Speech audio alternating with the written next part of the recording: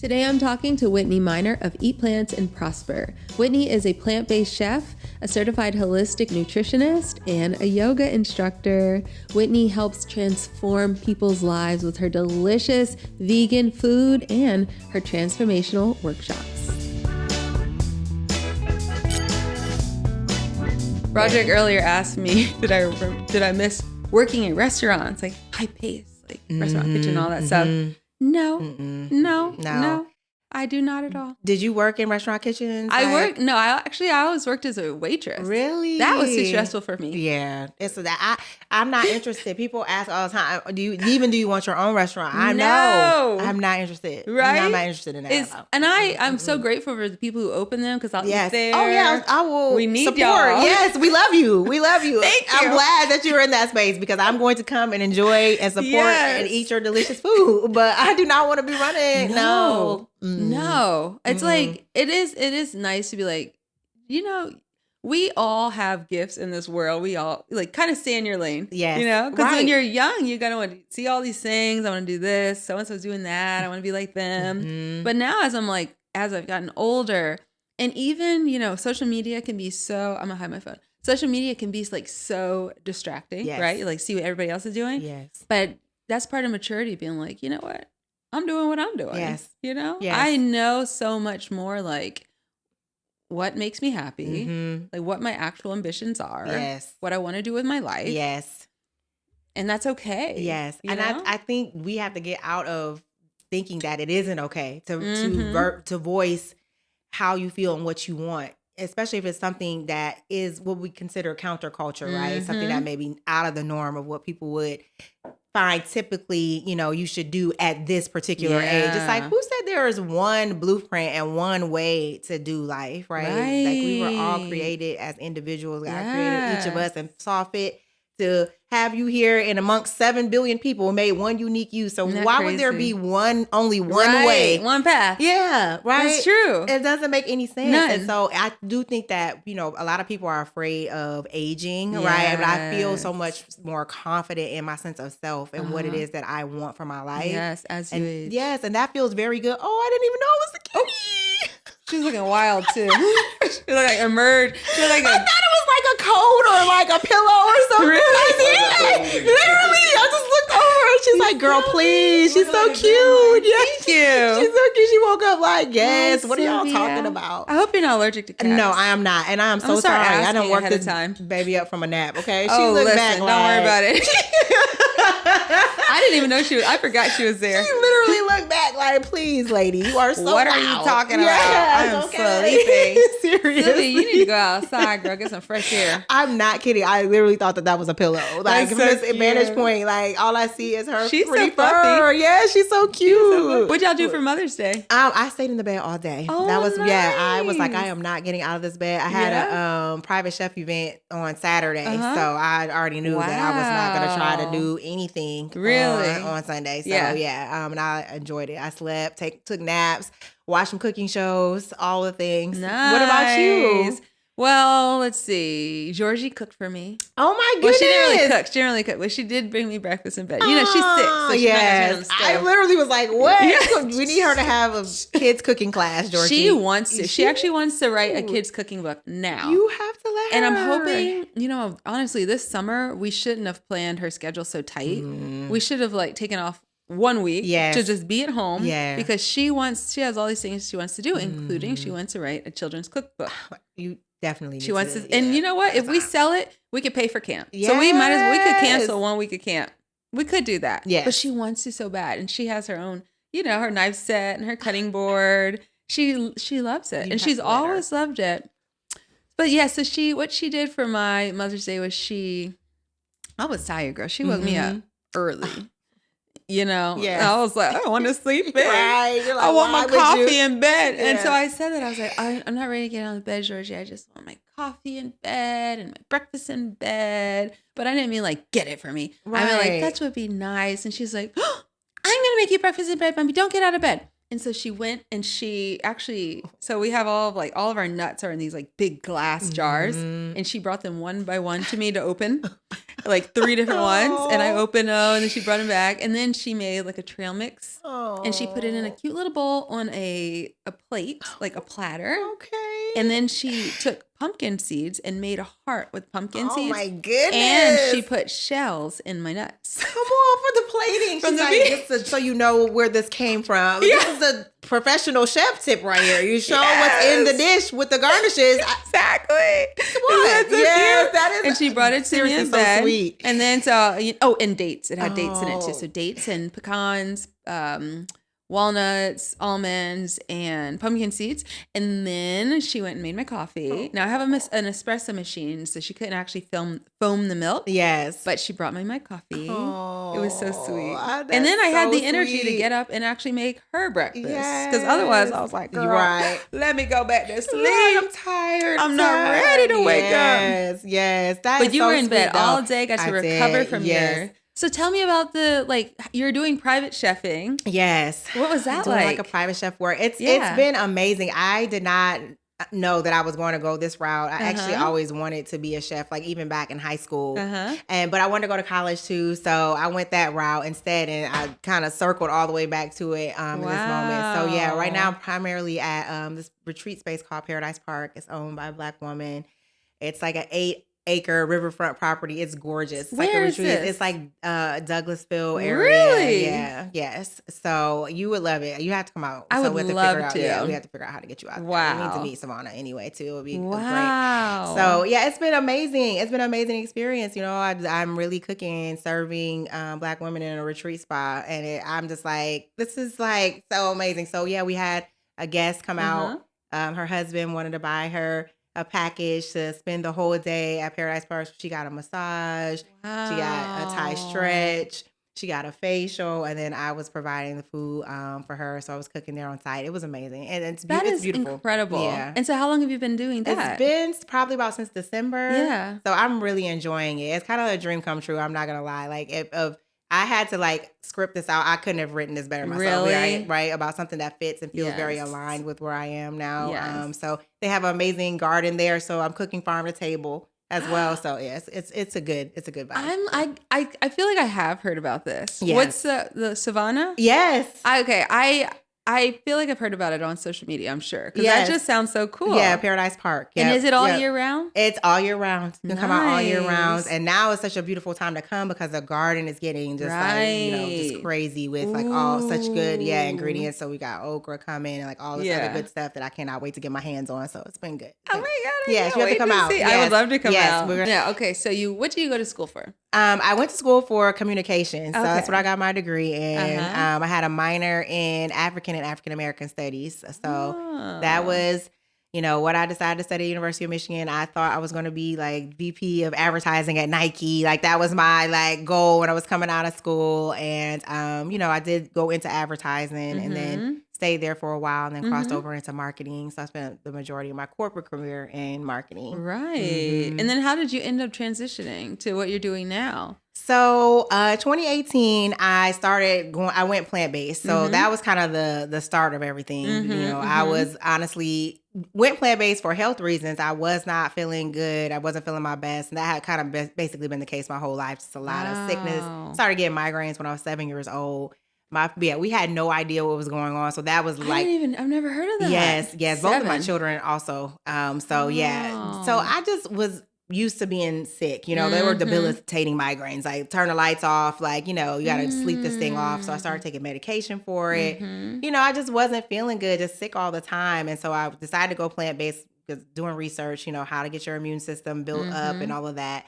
And so at that time, I went plant-based. I was feeling amazing. And God was like, okay, I'm so glad that you got this memo and good for you, but it's not just for you, right? So your purpose here on earth is to start to share, the benefits of eating better and meditation and mindful movement with the community so that they can get healthy, right? Everybody, and fulfill their purpose here on earth. And so I started doing went back to school to get certified in nutrition and become a nutritionist. And I was kind of moonlighting, doing, getting the business off the ground. Were you still working in working in corporate marketing, fast forward to 2022 and my whole department got laid off. I was working at Turner. Oh, wow. In marketing. Yeah. Yes. I was working in marketing strategy.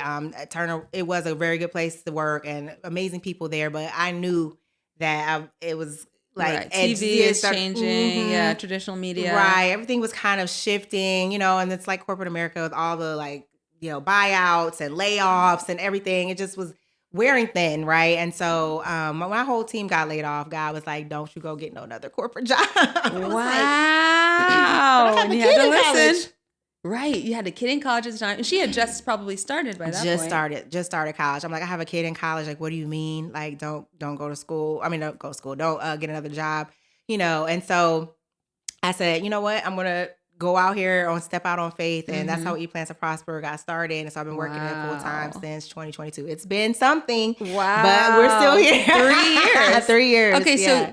So you got your nutritionist degree while you were working in corporate America. Yes. So when did you finish that? So that was finished. It took me about 7 months to get through all of that. So that happened about 2019 in that area. So you're being prepared. Yes, it was I was baby stepping into it. I started taking on nutrition coaching clients. So that's how it all really started. Work from there. Yes. And then people kept asking me, do you cook? Do you cook? Right. Do you offer meal prep? Yes, all of this other stuff. They're I don't want to cook for myself. Literally, I want to eat healthy, but I don't want to cook. Too. Right? Me too. Right. I get it. This cooking is not everyone's thing. It is not. And especially when you don't know, you're trying to transition from maybe being an omnivore, eating meat, and transition into healthier ways. Exactly. So. And they're really busy. I think that's such a big challenge for people. So busy, don't have time. Also, going grocery shopping. Yesterday for Mother's Day, we all cooked. My mom, my grandmother, and I. Oh, I love that. And my ex. So you have 4 generations. Yes, it is 4. Yeah, Nana, 89. My mom, 64. Me, I'm not gonna say my age. And my daughter. Right. But my mom, she made this recipe for my cookbook. These black eyed pea curry, and I think it's a pretty easy dish, right? It's got coconut milk, a couple of curry spices in it, curry, garam masala, cumin. But my mom was saying that when she only shops at Walmart for that stuff, for the canned goods, that right, thing, right. And she said, I was looking for half an hour for these ingredients. And all the spices are in one spot. Right. It's not like you got to go across the store for garam masala and cumins on the other. It's all in one little section. And Walmart doesn't even have that many options for spices. That's true. It's literally, it is right there. And my mom said it took her 30 minutes to get everything together. But there you go. A lot of people are like that. I think for myself, I'm just I take for granted, I already know where everything is. Right? Yes, right. So a lot of people are coming to it and they haven't. But it's we can learn everything. Yes. We can learn how to do this too. True. And I had to learn. Yes, and we should, right? We should learn because, we have to learn how to shop the grocery store, right? It's one of the major things that I go over with my clients, how to shop the grocery store and shopping efficiently too, right? Yes.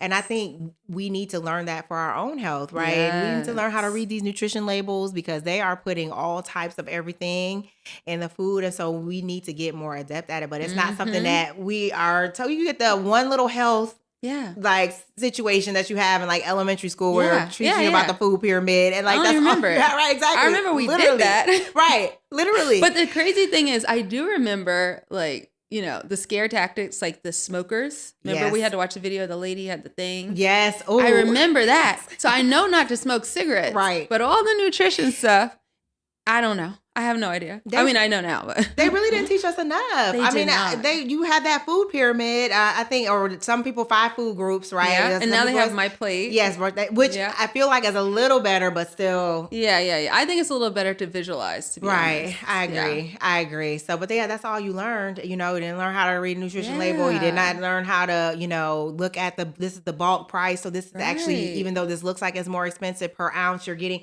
right? We weren't taught these things. And nowadays too, us being vegan and now organic and natural food being trendy, half the stuff is full of crap.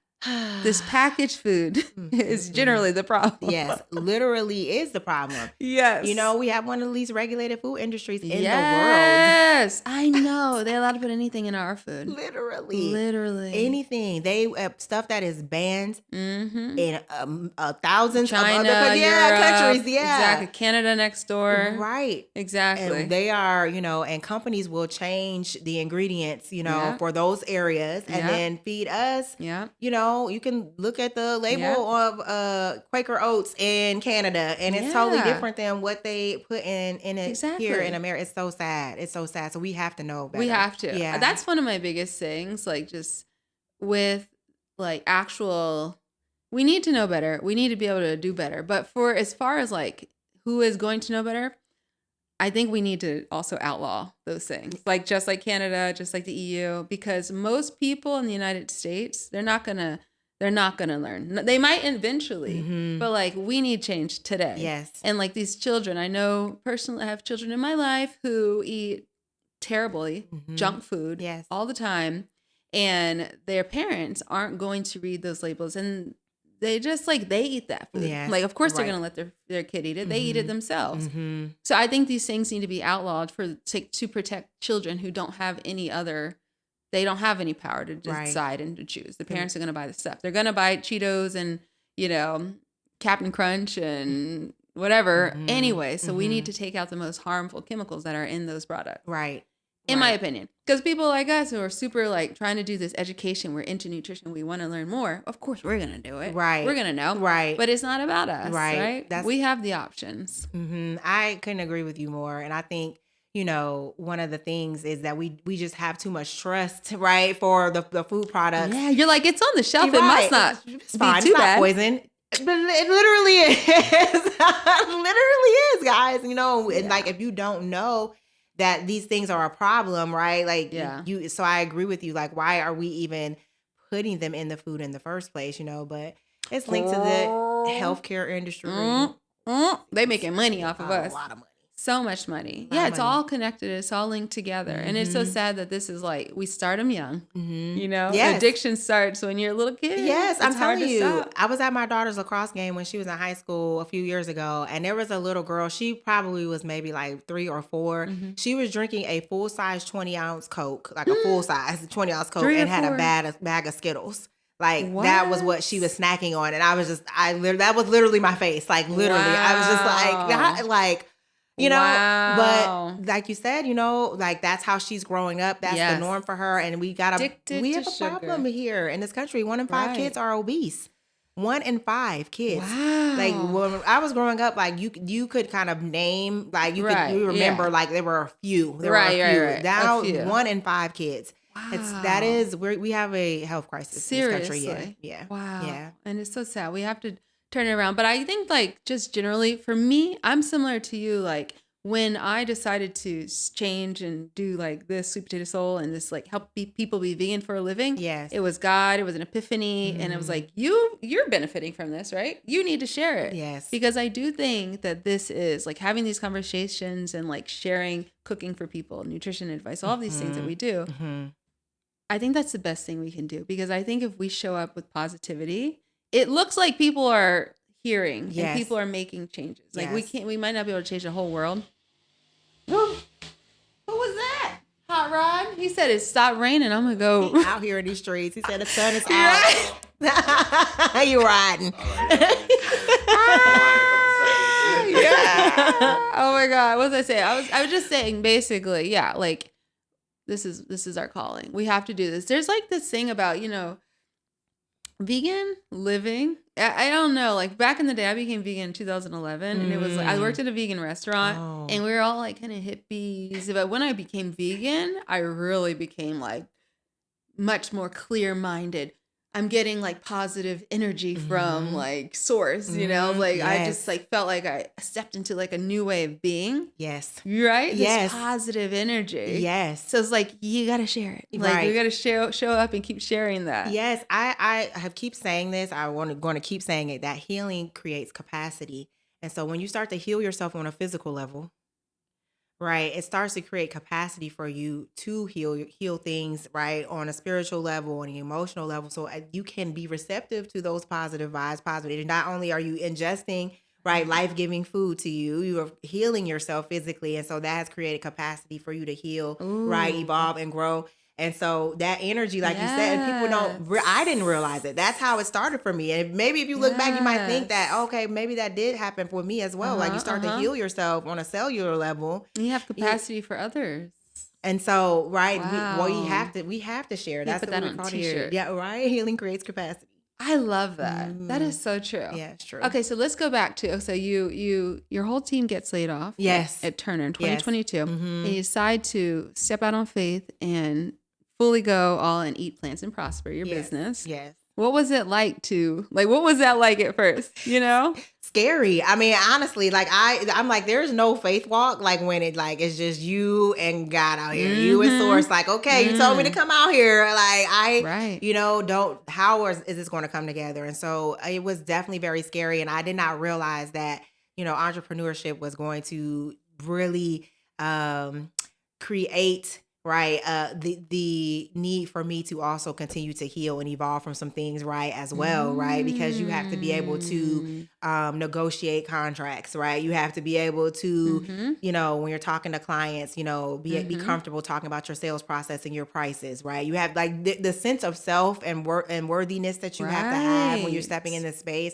I did not realize that was going to happen. And so there's been a lot of healing and shedding along this journey. I'm like, God, you're funny. Like, this is why you pushed me into this direction. Cause it was like, it's a whole new process. It is, but it's like, it's developing you and evolving you into who he's created you to be and why you're here, I love that. And so it's been a very interesting journey. I have had worked my behind off and then I also had times where I was just celebrating and elated and times where I was just like, oh my gosh, like, how am I going to do this as well? And so it's just been an exhilarating ride and a practice in surrender, surrender to what's the plan? So how does it work? Do you started working with one-on-one with clients and are you still doing, I know you're also working in the retreat center now. Yes. You still do one-on-ones with clients too? I still do. So my 3 pillars are the mindful movement. So I'm also a certified yoga instructor. So I provide yoga instruction. So that's one. And then the mindful eating, right? Which is the healthy eating. So that's the nutrition education, the wellness coaching. So I do one-on-one and also group coaching as well. And then I'll do, demos, that type of thing. And then I also have the private chef work. Right. So, that's good. Good. Like the good 3 pillars. Yes. So like on Saturday, I literally had the retreat guest came and it was kind of a last minute package that, her husband was getting to us last minute. What husbands do, right? They come in last minute, so we're no, Mother's Day is tomorrow. Right, literally, it's like literally. He got lucky, didn't he? He did. He definitely did. He definitely did. So went out there in the morning and dropped breakfast off there, and then went to teach yoga at the Hotel Signia, the Hilton Signia, the new spa. They have a spa there. It's amazing. So I've been teaching yoga there, and then went home to talked to a couple that had done a detox program that I just did this glow up detox for spring. The wife committed to it and the husband was like, I'll join you. And they lost a ton of weight and felt great. They're like, we want to continue, but we don't know how. Wow. So I'm couples coaching them, which has been so fun. Yeah, it's been so fun. So I had a meeting with them. Yeah. And then I went to Paradise Park and cooked for dinner. No wonder you had a chill Sunday. That's why I was resting on Sunday. I'm tired listening. Oh my God, but it was so fulfilling. I was like, wow. Good. Like I did, all 3. And you had that capacity. Yeah, the capacity. That's that capacity. The capacity. Wow. Okay, so now you brought up another thing, couples. Yes. Okay, so generally when I talk to people, and I have this theory in my head that one of the largest challenges to eating better, to living better, is your community, whether it's your family, whatever, outside of your family, whatever. So what is it, like, what advice do you have for people if they're not going to show up with their couple? Like they want to start eating healthy, they want to go vegan, they want to, whatever it might be. How do you advise people to deal with maybe their spouse, their children, whoever else in their life that is doing the total opposite? Yes. No, this is such a good question because this happens a lot. Yes. It happens a lot. And it was kind of what we were talking about earlier too. Our community can be so rough. Like my first like vegan holiday situation, and my family was just roasting me. Okay. They were like roasting me. Like, what are you gonna eat? You know, like, and so I think one of the things that I always talk about is that, first of all, you can only control you, right? And so we have to remember that. And so of course it's easier if other people come along, but you have to understand why you started the journey and have that assurance why you started, right? And so that can keep you motivated even if you don't have people around you that are agreeing with what you're doing. And then I just continue to be consistent, because at some point, something that you make is going to be delicious enough that no one's going to care that it's made only with plants, right? And so that's always my thing, to reel in the kids and the husband. I got about 10, 15 good recipes I can give to you, right? I will send them to your website. I will send, right? I have a list of people, right, that I will refer them to that look like them, right? And I want to get to that story too, because that's how you were. We'll talk. We will get to that point. Okay. But right, like you pass people on that they can see that are living this lifestyle. These recipes are amazing, right? They're tried, tested, and true. Proof of concept. Right, proof of concept. I'm providing with these recipes. There's other people that you can look at. If you don't jive with my recipes, here are 10 other people that have recipes that are also very amazing. Try some of these, and they start to try them, and they're so good. I can stop announcing that it doesn't have meat in it, right? Like you don't have to apologize anymore, right? And so just put it on the table, and it's something delicious. No man or kids are going to turn down food that tastes good. That's right. That's a good point. If it's plants, or if it's made from only plants or not. And so that's one of my biggest things, is to find some good recipes. Start making food that tastes delicious. Start bringing them to your barbecues, your family gatherings. Don't show up empty-handed. Right? So then you know you have something to eat, and then they're tasting something that's plant-based that is delicious, right? And so, and then also, stop slapping the meat out of people's hands, right? We get on Don't proselytize. We get on the high horse. You shouldn't be eating that, right? And that catch more flies with honey than vinegar. So, just the gentle, here are 2 dishes that I bought that are absolutely fabulous. And then people are more interested. You don't even have to trying mention food. If they're vegan. You don't. Nope. You don't. And then that process continues, and then people will pull you to the side. Those same family members that were saying, cracking jokes at Thanksgiving, I will pull you to the side. I'm like, hey, I just, my doctor said my blood pressure is high, and I don't want to get on medication, right? And so then that's your door, right? That's your entry into it. So, and I'm sure you notice too, your family probably is way more receptive. Gosh. My mom cooks plant-based dishes now all the time. All the time. My grandmother. I all the time. Literally love that. I love that too. 89. I love this that. This is just the way she mostly cooks now. She does still eat eggs and occasionally fish. That's okay. But that's fine. That's okay. And she also, okay, let me think. So they gave up chicken when I gave it up, 2008. Really? My mom and my grandma. What? I don't even know why. Like, how did I scare them so bad? No, literally. No, I need to know. I don't even know what I said. You didn't just get your mom. The fact you got your grandmother is, chicken. How did you do this? 2008. I just told them, like, y'all, I can't eat this anymore. We shouldn't be eating this because they're putting so many antibiotics and hormones in the chickens, and it's making people sick, and you don't really know what's in it. That's what I said. And my grandmother was already, like, my mom got a divorce. I was like 16, not to my dad, another person. And my grandmother moved in because basically, it's a long story. But anyway, my grandmother moved in. Basically, what happened was, and then what did it with this, and that. Y'all need to know all that. But Nana moved in the house. And my mom and my grandmother always cooked for us. Like, I used to live with my grandmother. We always used to live together. She always was a cook, right? But my grandmother, at that point, I was 16, she had started buying organic, making sure she's buying whole grains. We always ate a lot of whole grains and beans, but and a lot of vegetables. But it really became like, now it has to be organic. And we were like making fun of her. Like, oh, you just wasting money. You just like to spend money. My mom would always be like, you don't even have that much money. Why are you buying organic?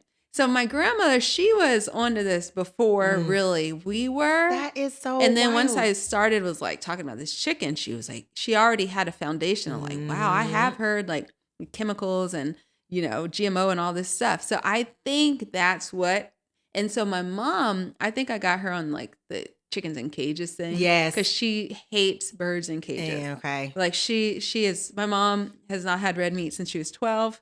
I was raised semi-vegetarian, Really? so chicken and fish. Nobody uses that term no more, but in the 90s.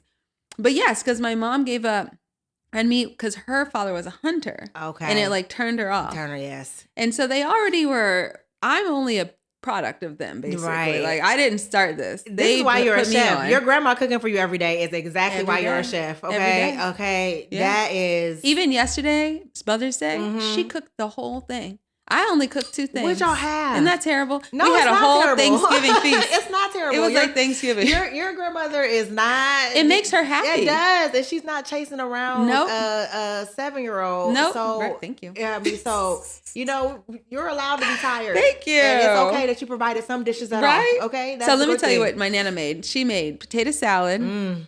I have some in the fridge, Roderick. I should have given you some. Potato salad, mac and cheese. This is all vegan, of course. Roast carrots, broccoli rabe. What else she made? Succotash. What else she made? This is not even it. I'm just like blanking on. That's 5 things right there. That's it. Let's just say she made at least those. My mom made the black eyed pea curry, and I did lentil salad, and I did grilled eggplant. And then my ex brought a nice salad, nice spring salad. So, all that goodness. Yeah, all that. It was literally this whole table. It was like a Thanksgiving feast. I love that so much. But my grandmother, like she used to be obese. She's lost so much weight over these years. She's reduced her medication because high blood pressure. Right. She's reduced her medication. She has had like her health. Like I said, she'll be 89, not 90. She'll be 89 in a week. Okay. From today. Oh my goodness. Or from yesterday. I don't remember. She'll be 89 next week. May 17th. Okay. And her health, like she is vibrant. She is energetic. I go to doctors with her. So I know how her health is doing, right? She's doing fantastic. Cooking all those things. You saying that she cooked all those things is letting me know at 88. And is lives letting alone, me know. Yeah. drives. Yes. So how long has she been eating like this? You said since she's been eating she really started transitioning to eating better the same time I became vegan, 2011. Okay, so it's been. It's been a while because it matters, right? Yes. Because she's healthy now. Yeah, it wasn't like yesterday. Right, she made that choice. Yeah. Back all the way back then to start eating healthier, and then you passing down a legacy of wellness is something that we don't have often in this community. Okay. So we need that so bad. Yes. And I think, okay, now can I talk about something a little bit controversial? Right now in our country, pharmaceuticals, we have this thing, I don't know what type of propaganda, what type of marketing they're doing. You might know better because you used to work in marketing. But this acceptance of I'm flawed, I need a pill for it, has grown. It seems to grow over as veganism, as healthy eating and all of these things grow, it seems that grows exponentially faster. Yes. And so now, we've got Ozempic, which I think I see the benefit if you can transition to a healthier way of eating. Right. But I will tell you the people who I know, who doesn't know at least a handful of people in Ozempic? Yes. Everyone is on it, unfortunately. Everybody. Yes. And they don't even want to eat. They don't even want to eat the healthy food to help them transition to eating better. No. Because they have no appetite for anything. Yes. How do you transition to eating high fiber diet when you don't feel like you don't have space for even a small plate of vegetables? So, but this acceptance, this growing acceptance, this idea that I am flawed, this is genetic. This runs in my family. Yes. I can't do anything about it. Yes. We're pushing back, but I also see that growing. Yes. How do you deal with that? I have been extremely troubled. I am so glad that we're having this conversation because I have been extremely troubled. I grew up with a type 1 diabetic grandmother. So I saw type her. 1. Yes. I saw her prick her fingers and inject. And I said to myself, I never want to have to do that. And now people are signing up voluntarily to do that. Right. Because of the, like you said, the acceptance. And it is marketing and propaganda at the highest level. So I have a couple of friends that are from the UK and they are appalled at the fact that we have advertisements for medication on TV. On YouTube. That's just a normal thing. And it's it has become so normalized to us that as you age, you're supposed to get fat and sick, that we have accepted that. Yes. And so instead of people wanting to try to actually learn better ways, right? Or instead of the government trying to do what we were talking about earlier, which is regulate the food, right? And provide, right, where there's no food deserts, right? And people have access to fresh fruits and vegetables, and that's something that's toxins mandated. Aren't in our food. You know, we have taken this shortcut, right? We have taken this shortcut of, you know, like you said, take a pill, take a shot. Take a pill. I'm like, they're showing people on TV, literally, they're showing them injecting themselves. Yeah. We have a problem. Isn't this nice? Right. Like, this is your answer. Yes, this is it. And it's like, no, it's not your answer because, first of all, we don't have information on how this is going to look for people that don't need insulin to be taking insulin for years, right? You don't need insulin, right? You know, and I do, like you said, I am very accepting of this for people that actually need it, right? That they are in morbid obese situations where they are trying to, that their health is dependent upon it. For the people that are in the middle and really you need nutrition education and discipline to kind of move you from where you are to where you need to be. And we don't want to do that. We want a quick fix. We want a microwave, like products. Everything. Yeah. America's like, you have to buy a product for everything. You got to buy a water bottle. Like, like what? You can go and get it from the sink. Right. Not the sink, right? But because they put the filter, toxin though, in. Right? A filter. Yes. But our culture is just buy. Everything needs to spend money on it. And like, we are so okay with that. Yes. Like, that's just how we think. It is the sheep. It's the sheep mentality because it's like, wait a minute, let's take a step back, right? You're telling me that in order for me to lose weight, instead of actually doing something that's healthy for me, I should take some type of pill or some type of injection that has all these chemicals in it. All the side effects. I'm not going to have an appetite. And after I get off of this medication, I'm either going to have to take it for life, or after I get off of it, I'm going to gain all of this weight back and be right at square one. And not only that, though, I've messed up my insulin. Right, I messed up my what's my going on insulin with my gut receptor. microbiome? What's going on? You messed up so many things in your body just by being on the medication at all. And but it's like, okay because they're going to give you another pill. They'll give you something to fix it. Yeah. Hey, well, if you've been on the GL, they're going to have those commercials in a couple of years. All those law firms are going to be like, if you were on. That's exactly what's going to happen. Yeah. You know, call this number. And don't we know that we can't remember? We have such short-term memory. We do. The thing is, like, okay, because like we said, the people who actually, like, if you have obesity, you're going to be put in, like, you're more likely to get X, Y, and Z, especially if it's long-term and you already have, like, high blood pressure, diabetes, all these things. Right. Yes, you will probably do better on these GLP-1 drugs, right? Right. Because it's gonna make you live longer, that alone. But I don't know anybody who's on it who falls in that camp. No. I do know people who are morbidly obese, and they're not on it. They're not on it, right. The people who I know are just like, a little heavy. And like you said, could use some education. Yes. But one thing I have seen, this is a purely anecdotal, this is my life, but I know somebody who was on it, who I never thought of as being overweight. I thought of them as being, just little education, maybe just clean up the diet, little exercise. That's it. I wouldn't call them overweight. Right. Got off of it. Double the size. Because what? I just actually was watching something last night about a girl that was on it. And then once she lost her insurance coverage. Ooh, because it's crazy expensive. That's the other thing. They're in your pockets. They're in your pockets every month now, right? Right. They're not just in your pockets when you get sick. $1,200 a month. Right? Yeah, it's like $1,200 a month. So she was talking about how crazy the cravings are once you get off. Yeah. So that's why there's a whole thing about, like, once you get off of it, the cravings for the food come back, and you feel like you are not satisfied at all, no matter how much you eat. And they want to give it to children. They want to give it to kids now. Isn't that crazy? They want to give our kids everything. I have one of my nutrition coaching clients right now was put on a diet when she was 8 years old. And so the impact that has had on her over the years. The way she approaches food.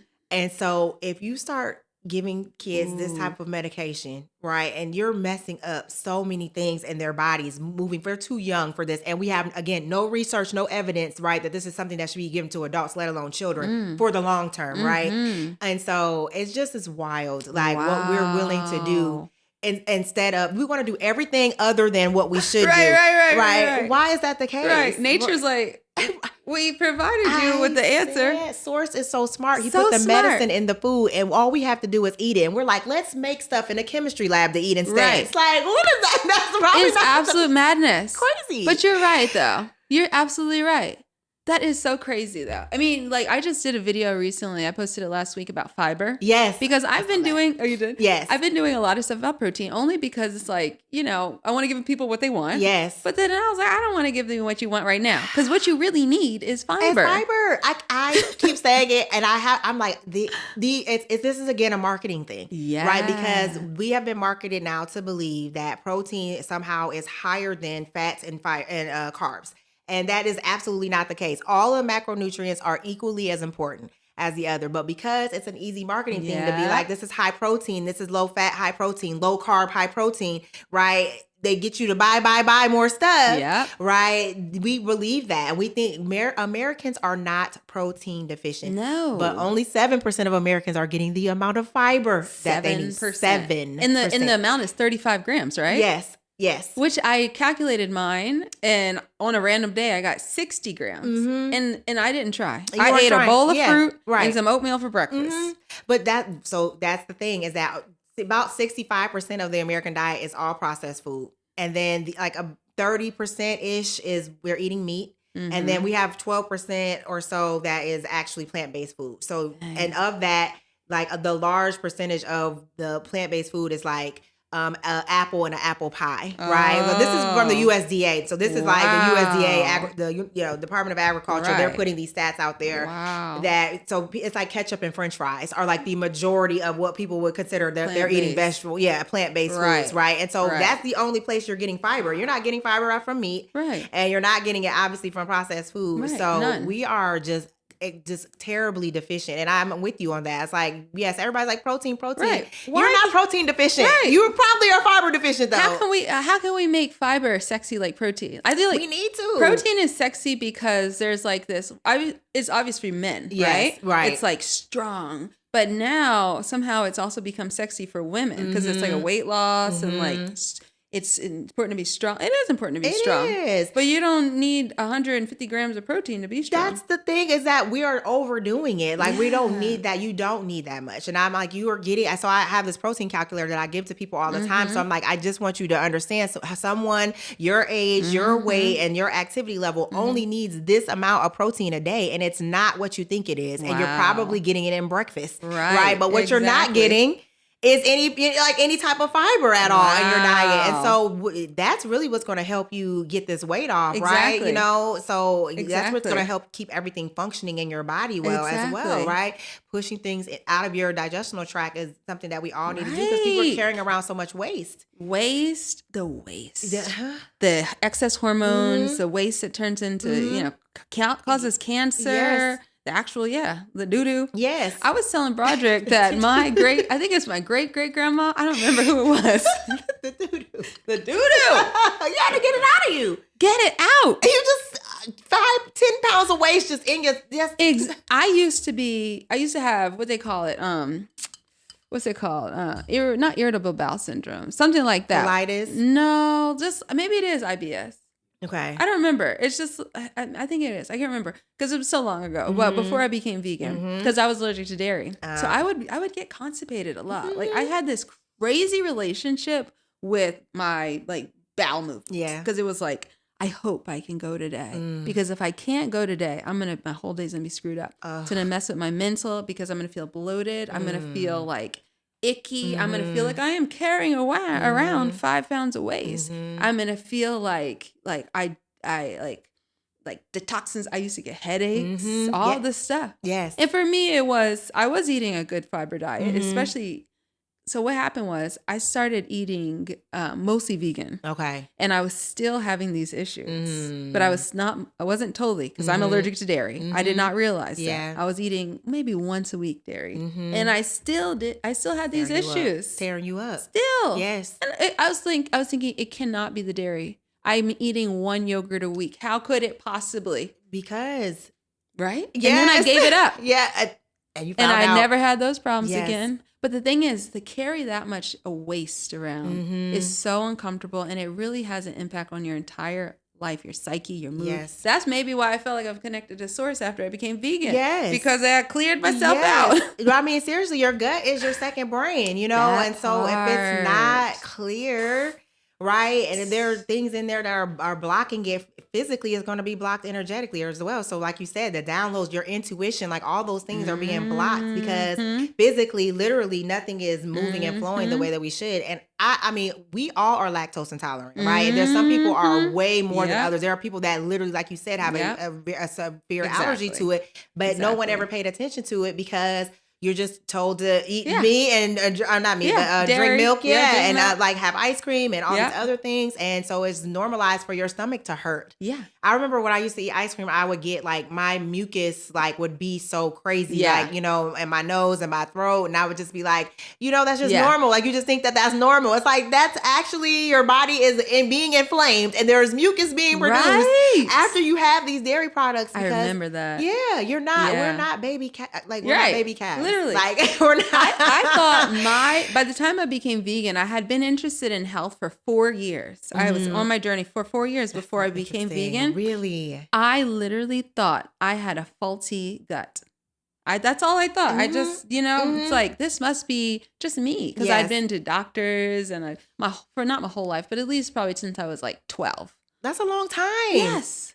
And then turned out, no, it's just this one little tiny thing. You can't have that. You know, you're not really, like, what made us just start even drinking cow's milk, right? Because when I say puppy's milk or like a pig's milk, and people are like, oh my gosh, that sounds, cat milk. That sounds disgusting. Like, why would you say that? Well, what? Who said that? The cow was okay for the cow. You know, to do that. Exactly. And, goat, cow. And you don't see you don't see any other animals past the age of 1 drinking milk. Even their mothers. Even the right. So like why? That's like right. You know, and so but again, the indoctrination, the marketing, the whatever it is to tell us that this is what you should have. And I'm still seeing the milk ads. I'm telling you, got milk. Got milk. Yes. I saw one off of Peachtree by Buckhead, whatever that fancy place is called. I was like, I didn't even know they were still doing this. And me neither. The propaganda is still strong. It's still going on. And it's like, when then you realize that the dairy industry and the government are in bed together, right? Same with the meat industry and the government as well. And so they're pushing out the industries are getting subsidies for, you know, and so they're back and forth and to their benefit for them to have us consume this. And then, yes, we get sick. Yes. You know? And it's like, I know we live in Atlanta, so of course most stuff is going to be marketed towards Black people, right? But at least here in Atlanta, a lot of these things, like when I saw the Got Milk ad, I don't remember who the athlete was, but it was a Black athlete. So often I feel like I am, again, it might just be because I live in Atlanta, but I am being marketed all these harmful things as a Black person. Yes. What Black person isn't lactose intolerant? Right. And then you got a big old billboard there telling us to drink milk. And I saw, I was trying to remember who it was that was talking about that basically this is another form of systemic racism, right? Because if you know that there's a large, it is a fact that the large majority of Black and brown people, so not even Asian just too. Asian, right? All of us. Right. Like, you know, there's a gene that people of Caucasian descent have, where they can actually process the enzymes in milk better than we can. We don't have that. And so to then be marketing and advertising products knowingly to a group of people where it's making them sick, right? That is even a form. So I have been saying for a while that eating well is an act of social justice, you know, because we are getting marketed, you know, and we get marketed, you know, cigarettes, alcohol to disproportionate, right? And so milk can need to be put in that category as well, you know, 100%. To things that are harmful to you that we should not be, 100%. you know, thinking that it's okay for us to consume. Wow. Okay, so like the craziest thing to me though, and which is the blessing, right, is all these things are coming at us, the negative stuff. What you decide to put into your body is one of the most important things, right? Yes. And it's one of the only things you actually have control over. It is. So it's like very empowering when she can realize this. We don't have control over the air quality. Right. We don't have control over what the government is doing, what they subsidize. But we can do this. Yes. This one thing. I'm so glad you're saying that, because with everything that's been going on in our country, you know, and things feel very much out of our control and out of our hands. This is one thing that you can control, and you should now, while things are kind of figuring themselves out, so that once all the dust settles, you'll be healthy and in a good state, right? And that's what we really need. And so I'm grateful that you brought that up, because it's so true. Okay, time out. Go back a little though. Just politically though. I feel as though there is like that part of that propaganda we were talking about, this acceptance of something's wrong with me, I'm going to take a pill for it. Mm-hmm. The pharmaceutical industry is really going hard right now on our side, right? Like I'm saying our side, like Black folks, not political side, but like just Black folks and just, yes, political side. Now part of the thing is like, Donald Trump electing all these people who are like anti-pharmaceutical in the pharmaceutical industry, but you have to trust us. Right. We are here for you. If you're a real, they don't say this explicitly, but this is the feeling I get. If you're a real, liberal, you are not going to try to drink raw cow's milk. Now, I'm a vegan, right? So I wouldn't drink that anyway. But raw cow's milk, I can say it's definitely much better than that crap that they're trying to get you to drink. Yes. And I mean, carnivore diet. As a vegan, I'm against this, but even that is better than what they're trying to sell us. Oh, because it's going to take you away from eating processed food, right? Which is the ultimate problem. It is. It's like now we've divided ourselves around food politically. Yes. It's like I'm going to be the natural hippie person who is eating carnivore and drinking raw milk, or I'm going to be the good liberal person who accepts that I have type 2 diabetes. Right. And I can't do anything about it because it's a mental condition. Right. And I have to take these 20 pills at 20 years old to handle it. Right. Like, whoa, that's when you get to see this is the choice is an illusion. Yes. Politically, it is total illusion. Yes. Because they're both benefiting by keeping you feeling like you're separated and that you're on two different sides. Right. The fact of the matter is, no, neither of them are here for you. Right. You have to be here for yourself. That's right. That's it. Yes. And I think I love that so much because I think that's the tactic, right? Divide and conquer. I think that's been the tactic, right? And that's how so we keep getting divided. We have to wake up. We have to, literally, we have to wake up. Yes. We have to. And I think what I always talk about is, do you feel good? Right? So on a carnivore diet, if I gave you this carnivore diet, right, and you drink your raw milk and then I presented to you this plant-based diet, like which diet did you eat and you felt better on, right? Like literally just... The carnivore diet is a crazy one. I don't understand that one. Crazy, yeah. And they even say, like, I mentioned Joe Rogan, like the type of conversation. Yes. I love Joe Rogan because he's so chill. Right. And I'm into like aliens and psychedelics. Me too. Oh my God. Yeah. Me too. I am. Yeah. So you get it. Girl. Yes, I know. And you got the chocolate bracelet on. We're on the same wavelength right there. Yeah. All right. But he does that sometimes, and he is like, oh man, I love how I feel on the carnivore diet, but I can only do it for like 5 days. How you love it then? Why can you only do it for 5 days? Right, because it's so difficult and it actually does not feel good. It doesn't feel good at all. It's like a mental, manly thing. You feel like you're getting something. You don't actually feel good because 5 days isn't even a long time. When we talk about it, like you didn't say 5 months. You said 5 days. Literally. You can't even go a full 7. Literally. No, you don't feel good. That tells me you don't like it. You don't like it. You don't feel good. You just, like you said, as manly, they feel like to eat meat. And he's very fit and into like lifting, and all that type of stuff. So I think that you have some type of the connection to food that is, we need to unwire, right? Like rewire your brain to like, okay, you can. And my thing is, I don't expect everybody. I'm with your grandmother, right? Like I don't need everyone to be 100% vegan, right? Because that is a choice, right? It's a lifestyle that you have to maintain. But I do think you should eat as many plants as possible, right? And so I do think that you can have some type of meat if that's what you enjoy. But our portion sizes are the problem. And if you're going to have it, you need to make sure you know where it's coming from, because baby, if you were in a slaughterhouse, those factory farms, you would not be eating that meat. No, you would not. Absolutely not. You would not be. That would not be something that was enticing to you. Absolutely not. So if you're not willing to go out there and get it for yourself. And if you are, Yeah.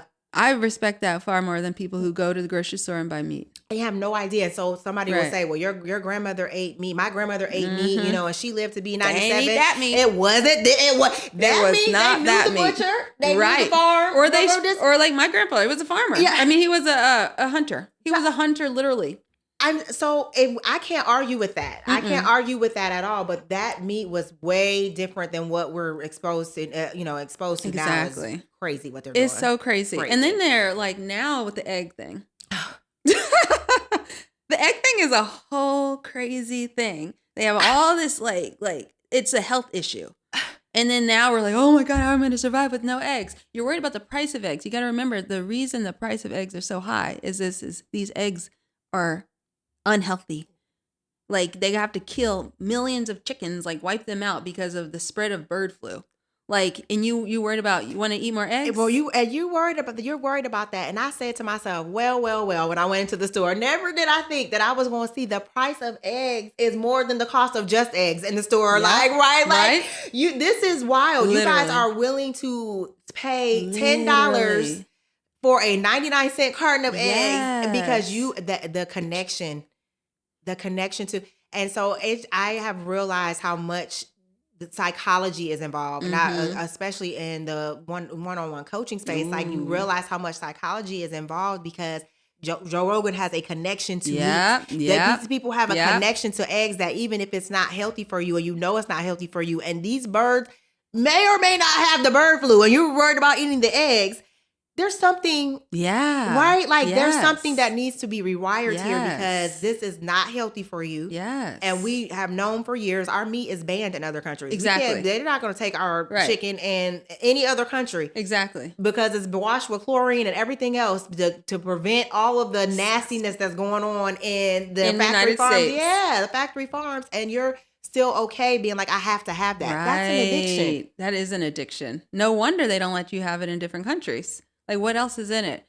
It is crazy. So I feel like for us, it's like we gotta give them resources, right? Yes. Show people just eggs. Yes. Like a lot of people don't know that even exists. Right. That's true. That's the part of it. They don't know what that is. It is, and that is really a full circle moment in this conversation because it is about the education. Yes, it is.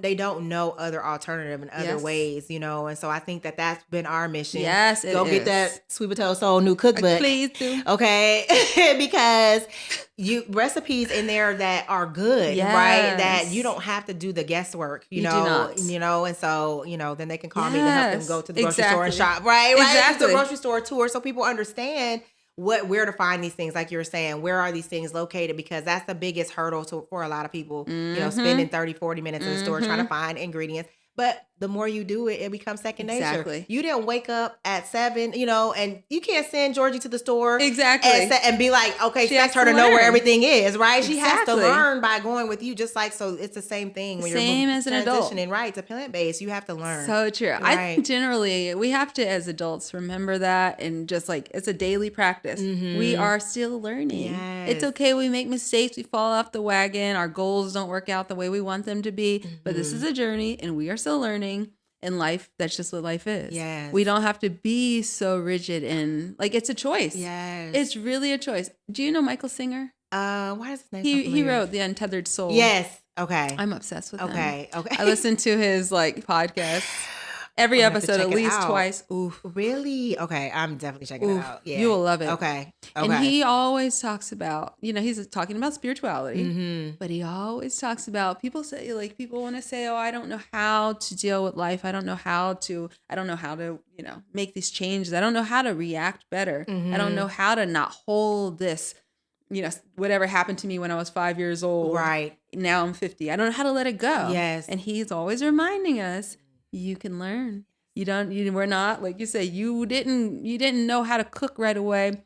If you didn't know how to work a computer, you didn't know how to drive a car. You learned. Yes. Everything inside of us, our mental, our decision-making process, these all can be changed. These all can be learned experiences too. Because we're just a sum of our experiences that got us here in the first place. Yes. We now as adults can change what our experiences are and which direction we're going to go. Why do you think so many people feel like they're stuck? Because I feel like there's a point, and I don't know what the age is, where people just it's like you just stop feeling like you can take on some new things, learn some new things. You can learn I've always wanted to paint, and it's you can still go paint. You can still go to art classes, right? Why do you think we feel so stuck here? Oh, I don't know. I feel like that's an issue. You know what? That is such a good question. And I think part of it is as you age, you start to, we were talking about source, we were talking about God, you start to all of these experiences that we have start to get in the way and dampen our connection with source, right? When you're a kid, you look out the window and everything is awe-inspiring and beautiful and you feel so much more connected.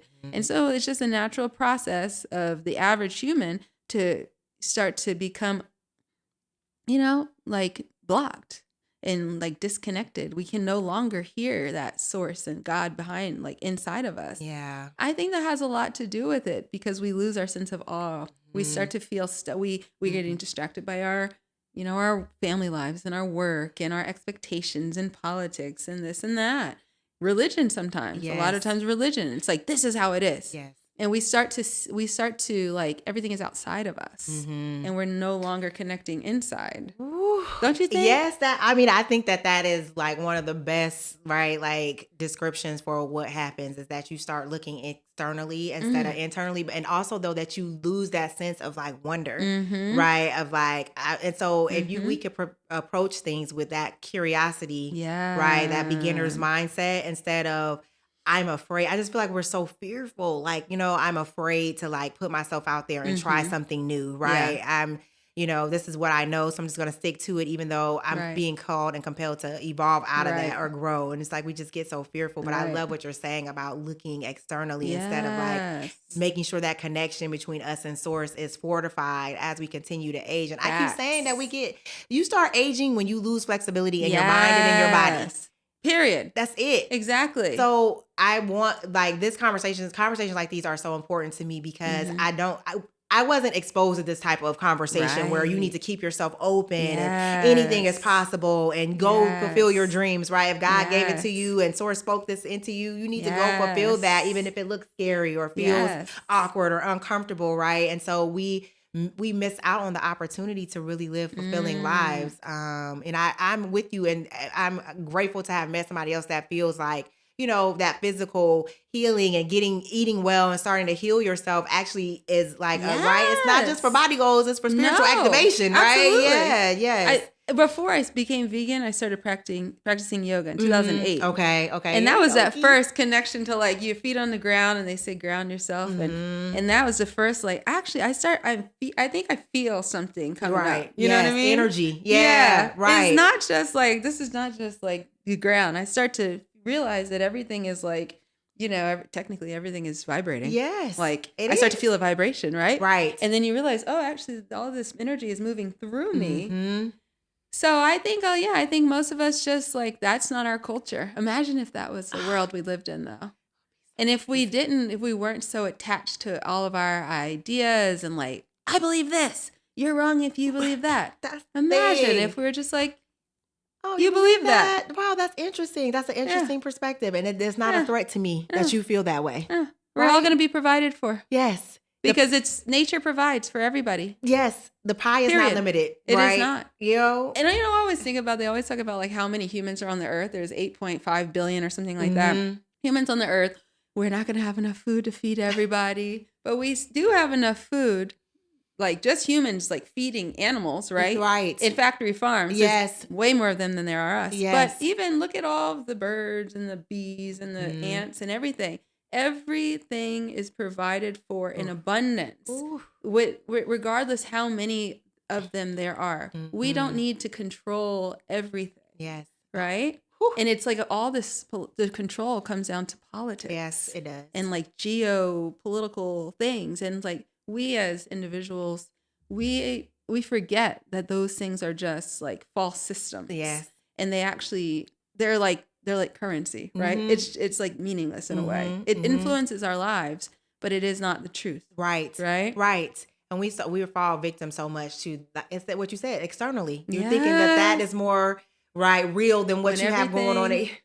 But once you start to reconnect, you're connected, right? It's hard to like. No, you can't. Once you see, I think Dick Gregory said, once you put those glasses on, you can't take them off. You can't take them off. No. You cannot. No. Sometimes you got to be reminded, right? We need to be reminded. Yes. But you can't take them off. It's like, oh yeah, I almost forgot. Yeah. This morning I woke up in like a funk. I didn't sleep well last night because I was really nervous about this video that we filmed earlier today. I was very much looking forward to speaking to you. But the video earlier today was sponsored, and I get a little stressed out if I have to like make a brand happy. Right. And I just was like, I was thinking about like something yesterday that happened, and like I didn't even know it happened until today. I woke up and I decided, oh, I remember this. You gonna I'm go upset back by this and revisit. Yeah, right. Yeah. I wasn't thinking about it when it happened. Right. When it happened, it didn't bother me at all. But whatever the mindset I woke up in, because like, girl, I need my rest. Whatever mindset I woke up in, I decided to go back to that. There was something I needed. My ego needed to feel something. Because because I was tired. And I had to remind myself, oh, that's just an idea. That's just something that happened yesterday. And my ego's trying to stress me out about it. This is not me. You know? Right. Now, but that's self-awareness. Yeah. And we have not been taught to have. We need that. Self-awareness is the beginning of all wisdom. Because if you don't have a sense of self, you really, for real, can't have a sense of source either. Ooh, girl, you about to put that on a t-shirt. If you don't have a sense of self, you really don't have a sense of source. Wow. He created you. Wow. And you're right. And so if you can't like have some sort of awareness about, where you're good, but also where you need some work, right? Also understanding like what makes you tick and things that you need to evolve away from and evolve into. Yeah. You are limiting yourself, right? And I think so many of us like stay in that space. And so for you woke up and you were able to transmute that and move on and identify. Because sometimes all it takes is conscious awareness. Oh, yeah. Exactly. Like, this is what I'm doing, and I'm not going to do that anymore. Right. I'm not going to be worried about something that happened. I wasn't even upset when it happened. It's ego trying to take me. I woke up in a funk, and now my subconscious is looking for a reason to justify why I'm feeling this way. Ooh, that's right. So you were like, no, I'm not doing that. Right. And so then when I saw you at the door, you walking, glowing like a beam of light coming down the hall, like, because you had let it go. Yeah, let it go. And so we don't have the tools and the skill set sometimes to have that internal. It's the same thing. You could have that was external that you could have been looking at, like that person said this or did this to me and it made me upset, right? Instead you said, that triggered me for some reason. What's the reason why? I identified it and I resolved it within myself. This isn't really an issue actually at all. And then you were able to move on. The other person has no idea. No idea. And you didn't have to have a confrontation with them. Let me tell you. I almost did. I was getting ready for it too.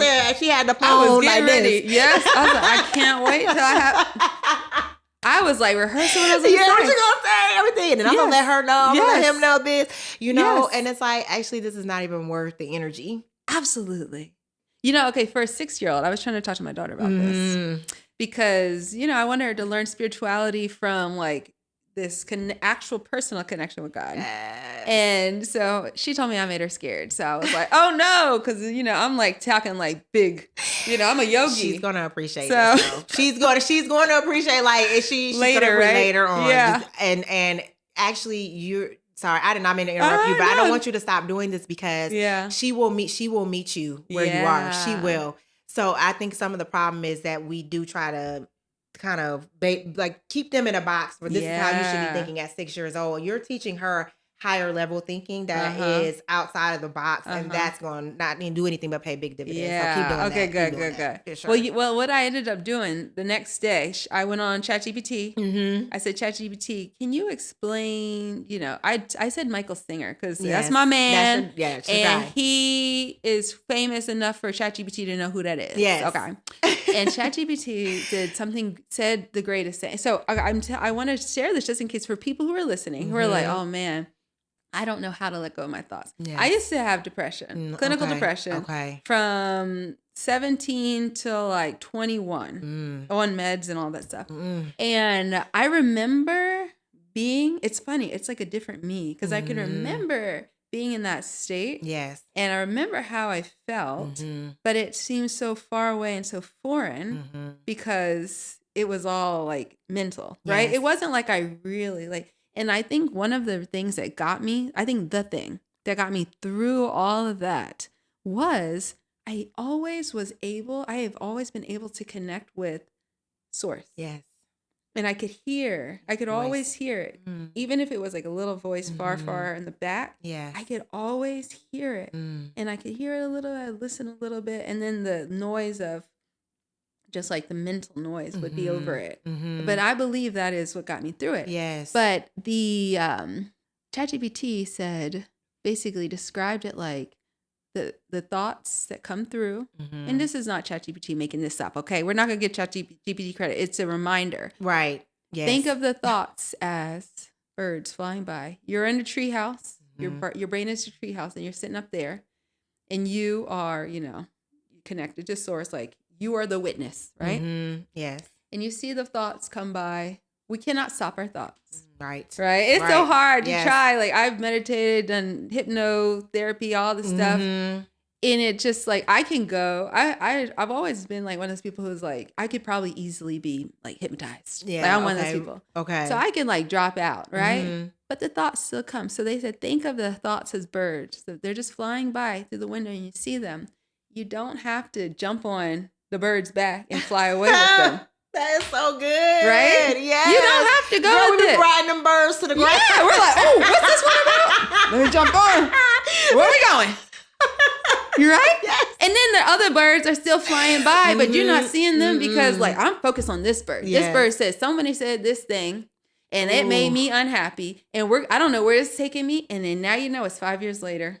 And even with depression, I think of like being depressed in that depressed state as my brain was a cloud. It was a thunder cloud and it was just so full. I even got to the point, and this happened multiple times through my childhood even. I think I had a lot of like anxiety and like I don't know, pressure as a child. And I would have a voice in my head, and it lasted until like, sometimes in certain modes, it'll still come back. And it's a voice in my head, and it's just chaos.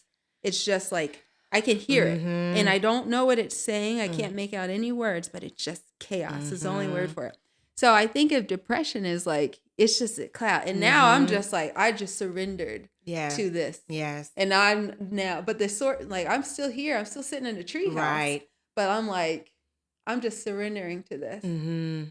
Yes. I do think that it is our minds that take us into places that we don't really want, but we, like you said, we get on that bird and we just fly. And then I was just thinking how if you're flying on that bird, you get on that bird's back, like you said, and you're going in that direction.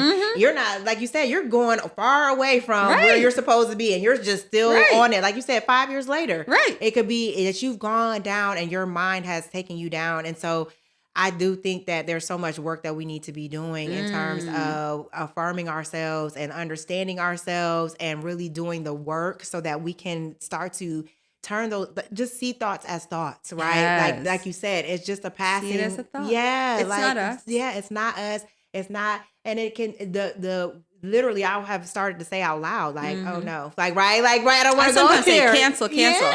I got that from my Janla Van Zandt. Really? Years ago. I think I was love in high her school. so much. I love her. Yes. She said, cancel. You can say that. Yes. Out loud to yourself. I rebuke this if you're Christian, language, but we don't. We don't do it. And it's like, we have the authority in us to do that.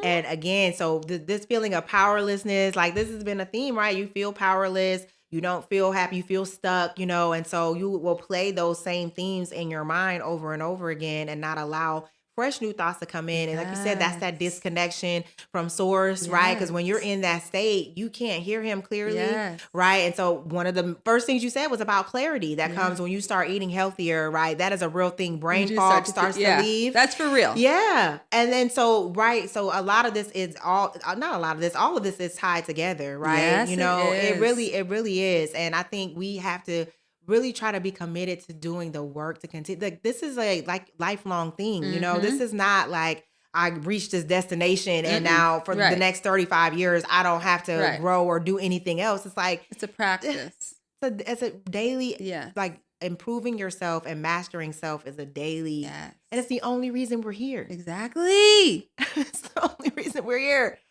So Michael Singer. Yes, I'm on the way home. I'm listening to the podcast. Listen to the newest episode. Okay. Just start there because they're all amazing. Okay. But I was listening to that today and I was like, I got to sit down. I can't wait. Ooh, I can't wait. I'm telling you. He didn't make it up, but some other yogi. Man minus mind equals God. Ooh. Right? Oh. Right? Wait a minute. Whoa. Wait, one more time. Man minus mind equals God. We are God having a physical experience. Yes. Everything is, it's all him. Yes, everything. And so whether or not we realize it, whether or not we, we give, like, we choose the experience in a lot of ways. Yes. Right? Yes. And it's like, it's, I always remember like hearing stories of people being like imprisoned for like decades and like horrible situations. There's one story in particular, I can't remember, it was somewhere in Africa. And this man was in prison, I don't remember why, for many, many, many years. And he was only able to communicate through like tapping to this other man in like a few cells down. Okay. And then eventually they got out and they like went on and lived their beautiful lives. And then they asked, like, how did you cope with that much, like so much isolation? How were you able to get through that and not lose your mind? Yes. And it was all his mindset. It was like I was able to communicate. I realized that I had only one connection to another person because like otherwise they would like feed him through a little slop. Oh my gosh. But I had a full life with this other person. I chose. It was my choice in the worst of circumstances, most unimaginable circumstances. Even in those, you can have a choice. Yes. Most of us don't make that choice. Right.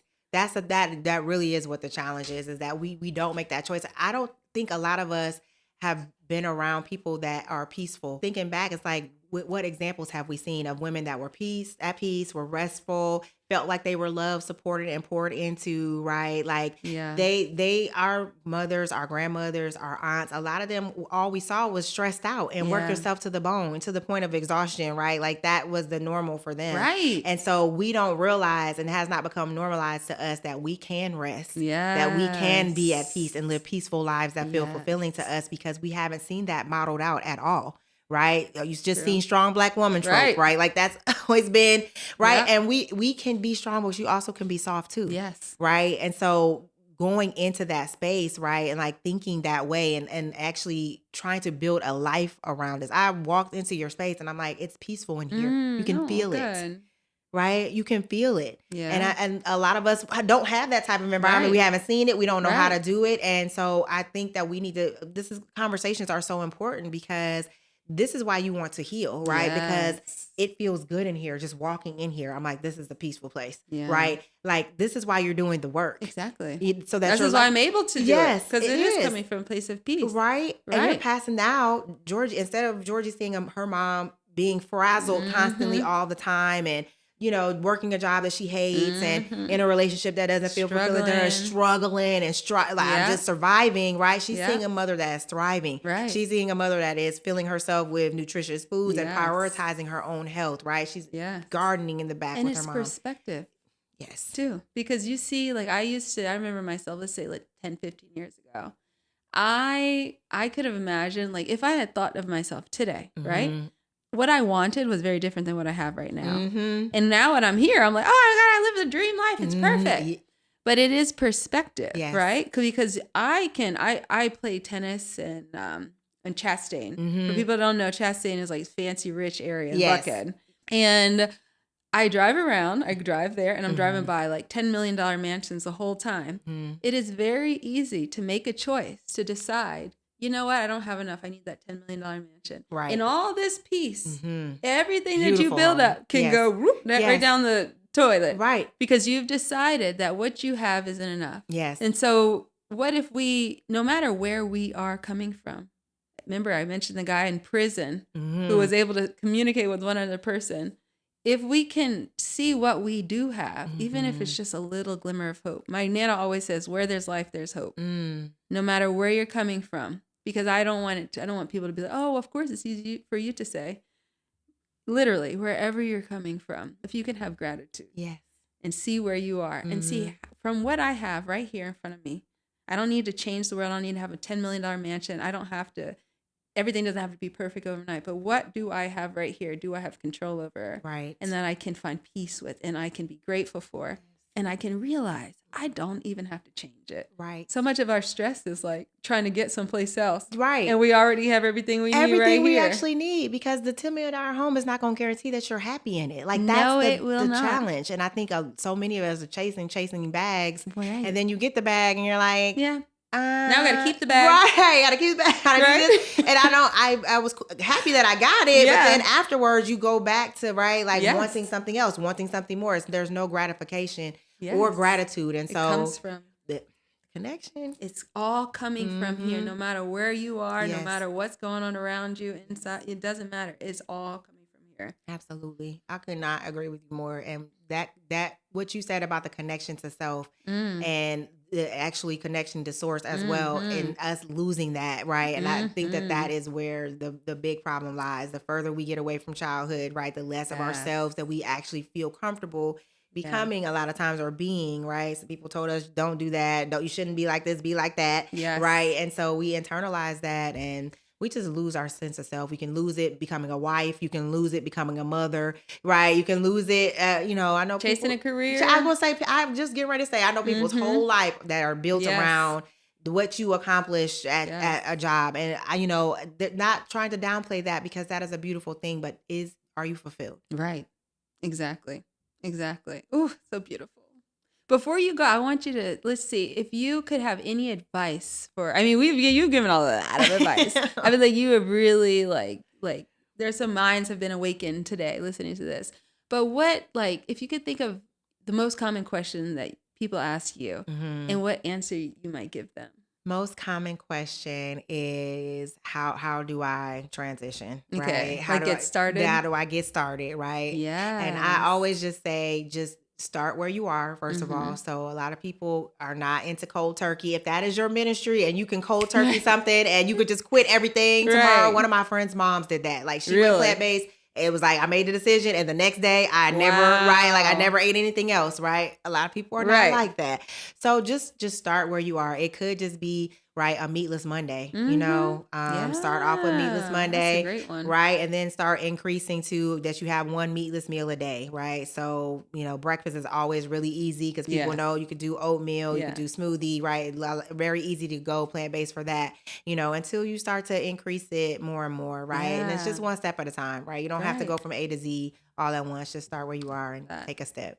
That's good. Yeah. And if you fall off, get back on. Get back up. That's okay. It's okay. Nobody's watching, vlogging you. You messed up. Well, we can blame organized religion for a lot of that, but that might be another conversation we can have later. We'll be back. The guilt, right? The guilt and the stress that we put on ourselves to be perfect. It's it's not even necessary. You fall down, it's okay. Ooh, that's who sings that? We fall down. Donnie McClurkin. I love that song. Listen, get back up. Right. Yes, exactly. Thank you for being here with me. It wasn't long enough. This was so much fun. No, it wasn't. We were not talking about food that much. That's okay. This is what I want to talk, because we want to talk about the things that are actually going to change people and help people. I think it's all part of it's all connected. But going to the grocery store and making a meal is the easy part. Right. You have to get to the point of making that decision and realize you're valuable, that this is you deserve this. This is what you deserve. Yes. This is what you deserve. You deserve to be healthy. You deserve, and it's literally what I was going to say. We don't know that we can have peace and we can live a peaceful life. That. We haven't seen that. We haven't seen that. So a lot of us haven't seen healthy relationships. I'm married for 25 years. Yeah, but y'all don't like each other. Exactly. And we think it's cute. Yes, cute. Right. It's like they're always bickering. What we talked about, it's like, you guys don't get along. That's normal. It's normalized. Right. Husband and wife don't get along. Right. You don't like your house, you don't like your kids, you don't like your job, you don't like anything in your life. It's you just have no peace. That's what they but that is a mindset. It is. And like you said, creating our own reality is a thing. You by choosing your thoughts. Yeah. Exactly. This is amazing. We have to do this again. Yes, I would love to. Yeah. Okay, girl. My new friend. I'm getting ready to say, you were already my friend in my head. You already my friend. Yeah. Now I'm like, okay, it's for real now. Oh, thank you, Whitney. Yes. Thank you so much for having me, Jenné. I appreciate you. And I did want to share this. I was telling Broderick about this. Yeah. That going plant-based, it was very difficult like we were talking about earlier, a lot of people don't know I didn't know anybody that was doing this. I didn't know anybody that was vegetarian. I didn't know anybody that was anything. And I started looking for people that looked like me that were in this space. And you were one of the first people that I found. And I latched onto you so bad because it felt so good to see someone in this space. So I just want to thank you, just sharing your gift with us for so many years. And now it's like a total full circle moment because I've been fangirling for you for a long time. And now, like when you reached out, I was like, I can't believe it because you were one of the, like a lifeline, you know, like you don't see anyone that looks like you in the space. And then you see this beautiful, vibrant woman that is providing such gorgeous food, delicious recipes. You were really a lifeline for me. So I just had to share that to you. I told Broderick earlier. Thank you for saying that. Well, you know, that's one of the most amazing, like fulfilling things because, you know, you never know the impact that you're going to have on people's lives and what those people will do. Yes. And I think that's just further confirmation that we need to be out here sharing our gifts. Yes. I think we could put too much pressure on ourselves to be like, perfect. Oh, yeah, perfect. Oh, it's not going to come. You never know if you could change one person or help one person or influence whatever. Yes. You never know. Just do it. Yes. That's my advice. I couldn't agree with you more because I'm telling you, I was like, okay, I can do this. There are people here. And look at all the people you're helping.